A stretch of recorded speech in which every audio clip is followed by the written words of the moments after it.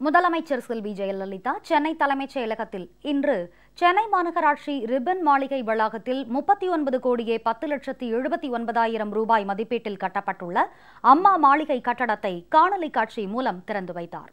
சென்னை மாநகராட்சி ரிப்பன் மாளிகை வளாகத்தில் 1,50,000 சதுர அடி கட்டட பரப்பளவில் 5 தளங்களுடன் 800 அலுவலர்கள் பணிபுரியும் வகையில் இருக்கை வசதிகள், 500 இருக்கைகள் கொண்ட அரங்கம், 100 இருக்கைகள் கொண்ட ஆலோசனை கூடம், இம்மாளிகையின் அடித்தளத்தில் 50 4 சக்கர வாகனங்கள் மற்றும் 200 இருசக்கர வாகனங்கள் நிறுத்துமிடம் உள்ளிட்ட வசதிகளுடன் 39 கோடியே 10,79,000 ரூபாய் மதிப்பீட்டில் அம்மா மாளிகை கட்டப்பட்டுள்ளது.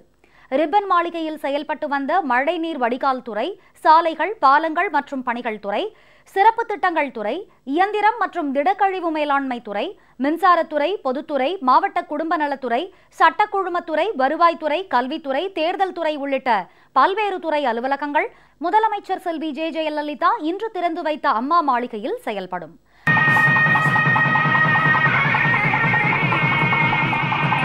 இந்த நிகழ்ச்சியில் நகராட்சி நிர்வாகம், ஊரக வளர்ச்சி, சட்டம், நீதிமன்றங்கள் மற்றும் சிறைச்சாலைகள் துறை அமைச்சர் திரு SP வேலுமணி, சென்னை மாநகராட்சி மேயர் திரு சைதை துரைசாமி, தலைமைச் செயலாளர் திரு கு ஞானதேசிகன், தமிழ்நாடு அரசு ஆலோசகர் திருமதி ஷீலா பாலகிருஷ்ணன், நகராட்சி நிர்வாகம் மற்றும் குடிநீர் வழங்கல் துறை முதன்மை செயலாளர் திரு க பனீந்திர ரெட்டி, சென்னை பெருநகர் குடிநீர் வழங்கல் மற்றும் கழிவுநீர் அகற்று வாரிய மேலாண்மை இயக்குநர் டாக்டர் பி சந்திரமோகன் மற்றும் அரசு உயர் அலுவலர்கள் கலந்து கொண்டனர்.